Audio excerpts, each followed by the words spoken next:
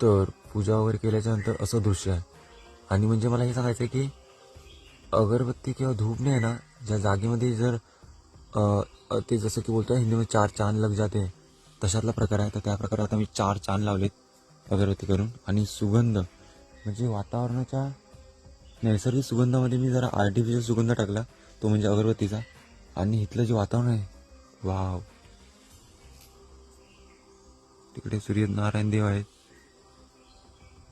वा. आणि तुम्हाला ह्या जागेबद्दल मला सांगायला आवडेल की ह्या जागेमध्ये ना साक्षात म्हणजे आता तुम्हाला बोललो मी शंकराचा शिव महादेव साक्षात त्यांचा अवतारापैकीच आहे ते हे देवाचा अवतार.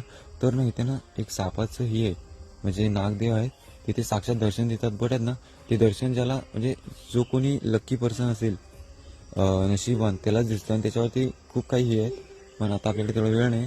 तर एवढंच दर्शन घ्या, काय मनातल्या इच्छा अपेक्षा असतील जर तुम्ही चांगले असाल तर ते नक्की पूर्ण करेल. चला भेटूया, बाय बाय.